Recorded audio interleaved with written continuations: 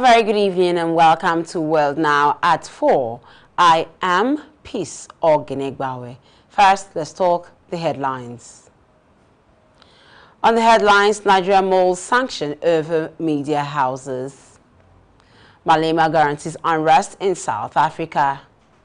On the international scene, Russia says Ukrainian prisoners killed in blasts. Now the news in detail. Nigerian government has said that media houses that showed faces of bandits in the viral video on Sunday are most likely to face the sanction over their respective contents on banditry and terrorism. Speaking in an interview with newsmen in Abuja on Thursday, the country's Information and Culture Minister, Lai Mohammed, said the broadcast regulator in Nigeria, the National Broadcasting Commission, that is NBC, is looking at the related breach by the documentary and television interview, which was hosted by the two media houses involved. For those who may argue that BBC is a foreign broadcaster and has thought it's not licensed by the NBC, let me assure you that they will not get away with this naked glorification of terrorism and banditry in Nigeria. If they're not registered in Nigeria and they only send their signals into Nigeria, we ask them to stop sending the signals, pure and simple.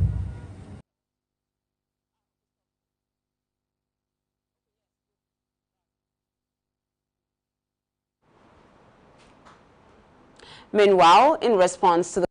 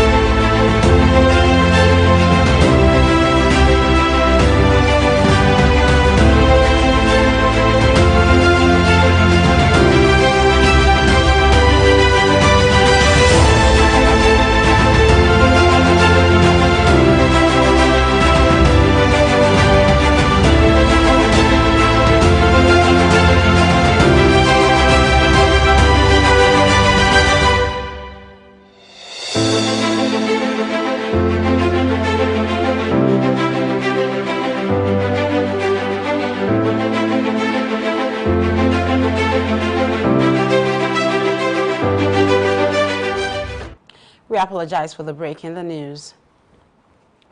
In response to the government sanctions on media organizations, renowned scholar in Islamic jurisprudence, Sheikh Ahmed Gumi, has condemned the position of the federal government regarding media reporting and coverage of the lingering insecurity in the country.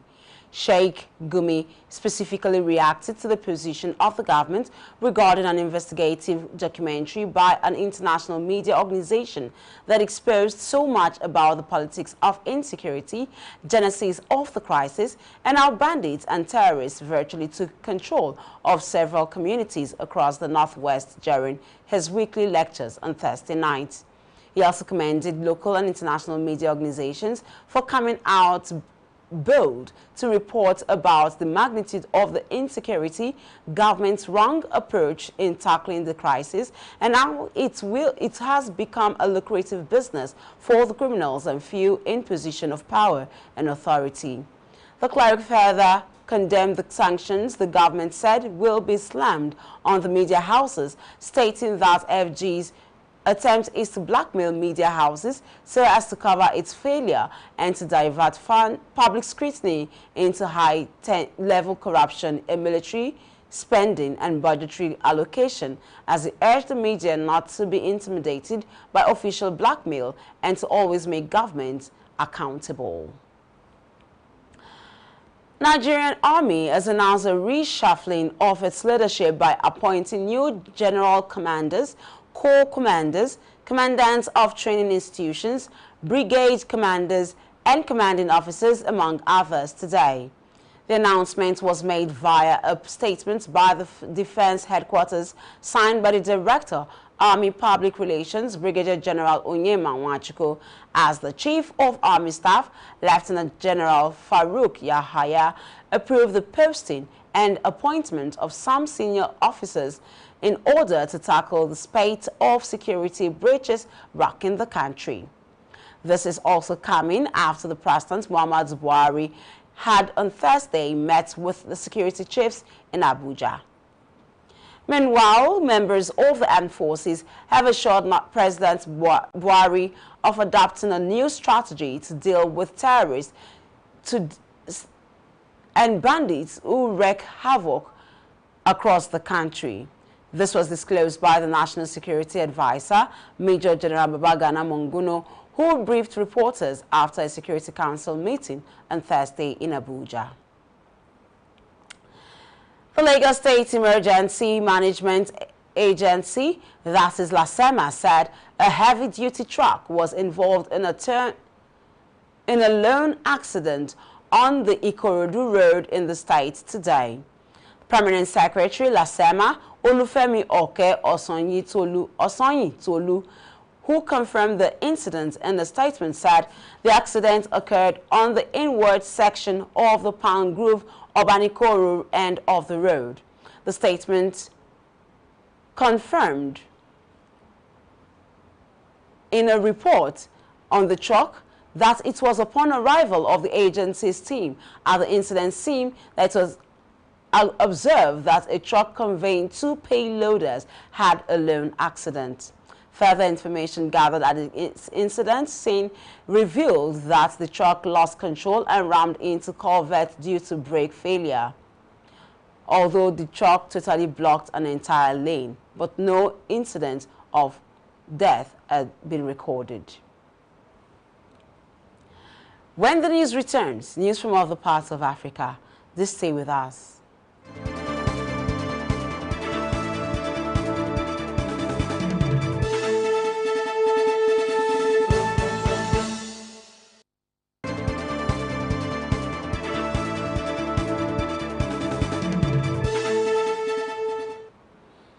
Welcome back.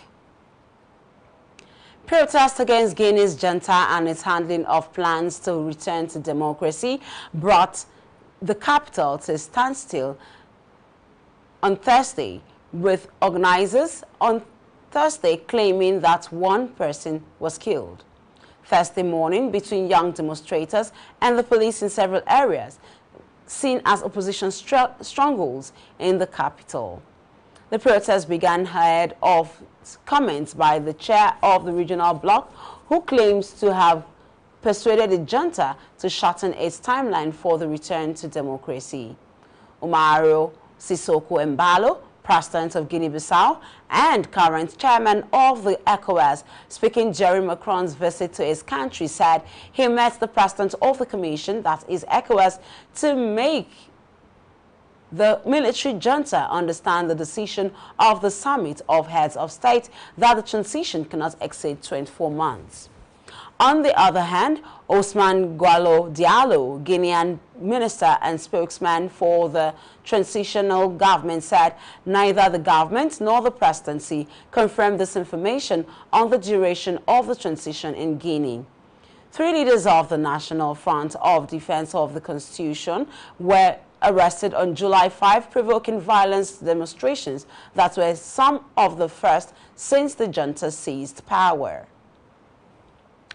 And now to South Africa, leader of the Economic Freedom Fighters, that is the EFF, Julius Malema, has said an uprising similar to the Arab Spring will be guaranteed in South Africa if there are not immediate interventions to improve the social conditions in the country. Former President Thabo Mbeki recently made a similar assessment as South Africans struggle with mass unemployment, political turmoil, blackouts, rising prices, and violent crimes. Malema has rejected the suggestion there would be violence for Zuma, the former president, who still retains a strong base of support and whose trial for alleged corruption is due to begin soon. Jacob Zuma has previously denied any wrongdoing. This is World Now at 4. News from other parts of the world continues after this break.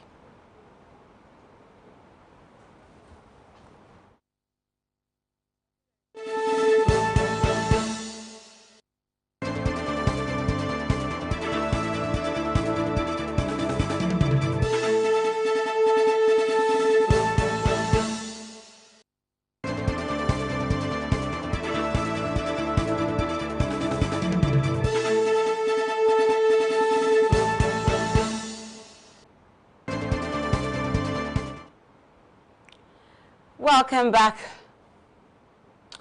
Russia's defense ministry says 40 Ukrainian prisoners of war have been killed by Ukrainian shelling of a prison in separatist-held Donetsk. Officials allege that 75 others have been injured in the rocket strike on the prison camp in Olenivka. Ukrainians military denied carrying out the strike and instead accused Russia of shelling the prison. It said Moscow was seeking to cover up evidence of torture at the site. Footage broadcast on Russian state TV shows the smoking wreckage of a building which appears to contain some human remains.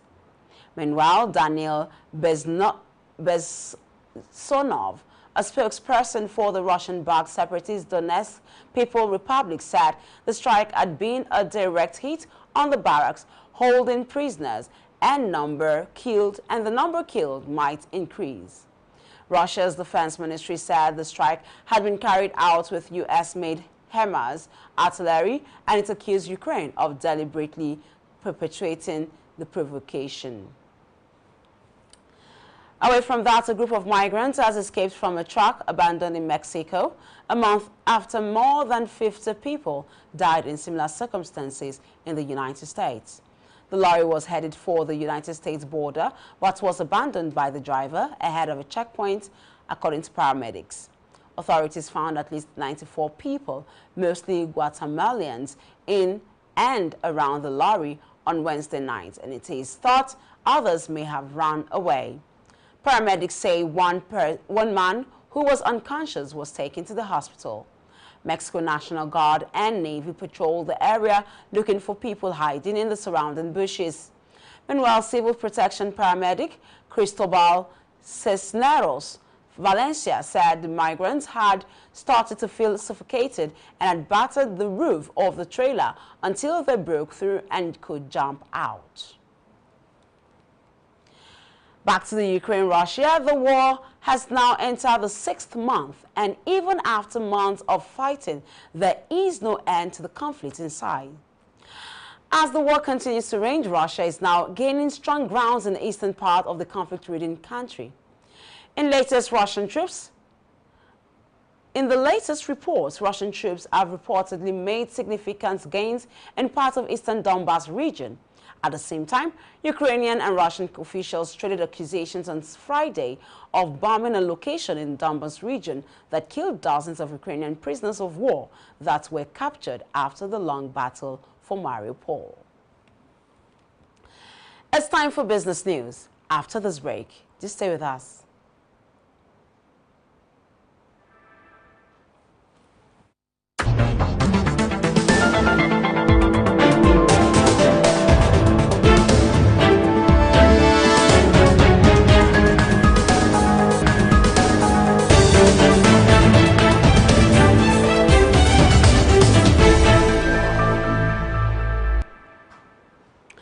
Welcome back. It's time for business news.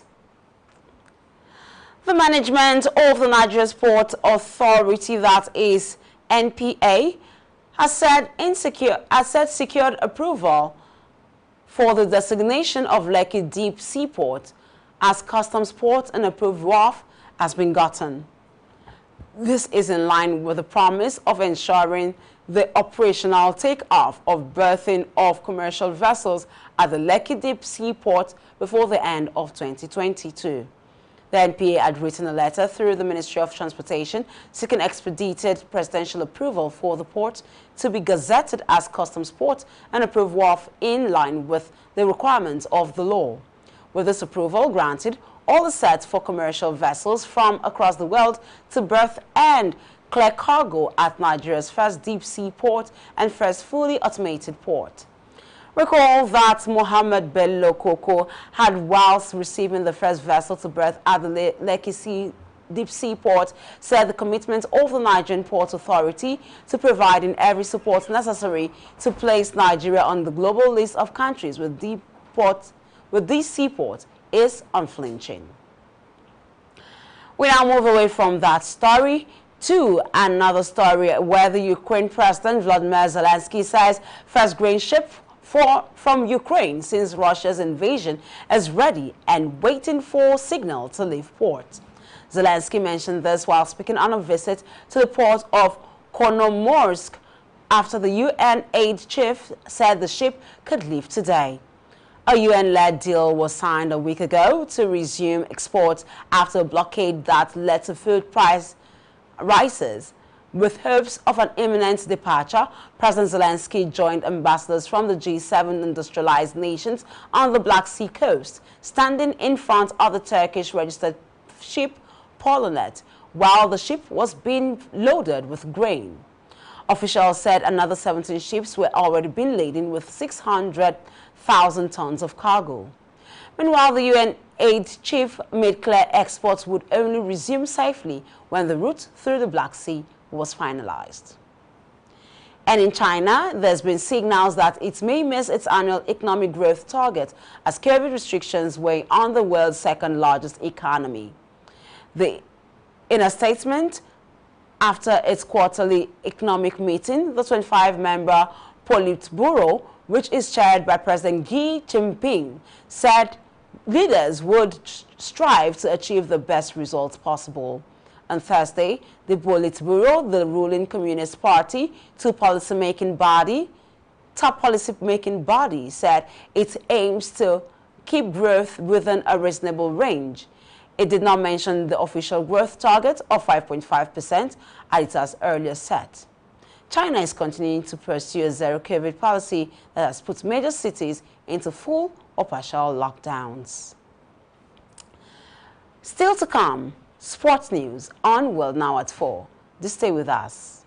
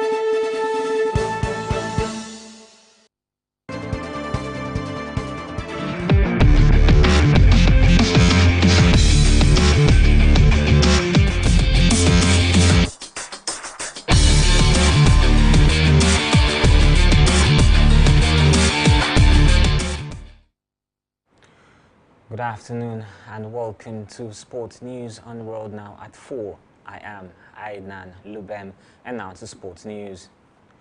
Ethiopia's athletics boss has urged the federal government to ease access to the war-torn region of Tigray, which is home to the several medalists from the recently concluded World Athletics Championships on Thursday. 3 of Ethiopia's 4 gold medalists and 1 silver medalist from the championships held in the U.S. city of Eugene earlier this month held from Tigray, including the women's marathon winner Gotiom Gebreyesus, In Amharic, Sahle-Work Zewde, president of Ethiopia, voiced frustration on the ongoing situation in the East African nation. The northern region has been cut off from the rest of the country due to a conflict between federal forces and the Tigray People's Liberation Front, that is TPLF, that erupted in November 2020. The restrictions does not exclude the athletes. Deratu Tulu, president of Ethiopian Athletics Federation, supported Zewde's point, adding that some athletes remained stuck in Tigray and were unable to participate in the championships, which saw Ethiopia come second in the medals table behind the United States, winning a total of 10 medals. And now to England, where English Lewis Richardson put in a disciplined display to beat Wales' Harris Khan by unanimous decision and progress to the last 16 in the men's middleweight division. The Colchester-born boxer who picked up a silver medal at this year's European Championships opened up a sizable advantage in the opening 2 rounds of a physical encounter. Khan's chances were not helped after he picked up an official warning from the referee in the second round, which saw him deducted a point. Richardson remains one of the favourites to win gold and will now face Uganda's Yusuf Nkobeza on Sunday for a place in the quarter-finals. Manchester City target Marc Cucurella has been handed in a transfer request at Brighton. The Seagulls have already rejected one bid from City for the defender and are understood to be holding out for a £50 million fee for the former Barcelona player.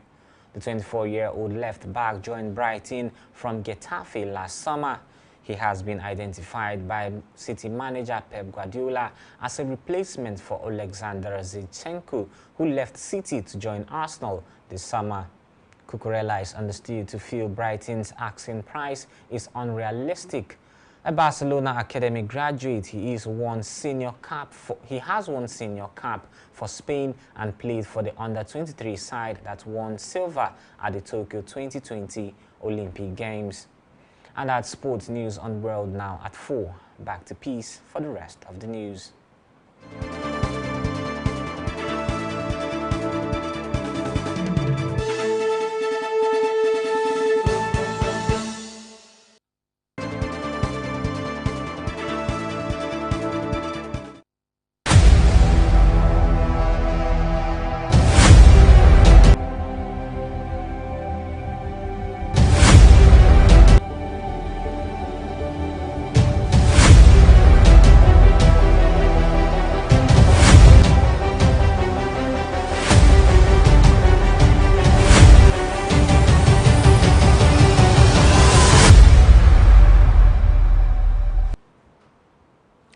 You're welcome back. Conservative member of the U.S. Supreme Court has mocked world leaders who criticized last month's ruling that overturned American abortion rights. Justice Samuel Alito, who wrote the ruling, dismissed criticisms from a host of prominent figures, including UK Prime Minister Boris Johnson. He joked that Johnson, who leaves office in September, had paid the price for arguing against the verdict. Alito also referenced French President Emmanuel Macron, Canadian Prime Minister Justin Trudeau, and Duke of Sussex Prince Harry, who had condemned the rolling back of constitutional rights in the U.S. during a speech to the UN earlier in the month.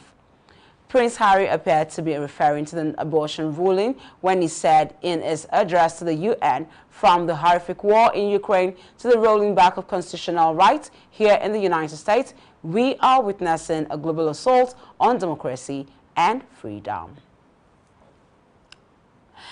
And that's World Now at 4. But before we go, here are the headlines again. We told you that Nigeria molds sanctions over media houses.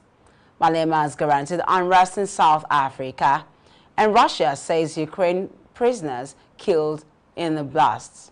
On sports, Man City's target Cucurella hands in transfer requests. Remember to visit us on Facebook at Hills TV, Instagram at Hills TV. Subscribe to our YouTube channel at Hills TV. I am Peace Oginegbawe. Thank you for listening.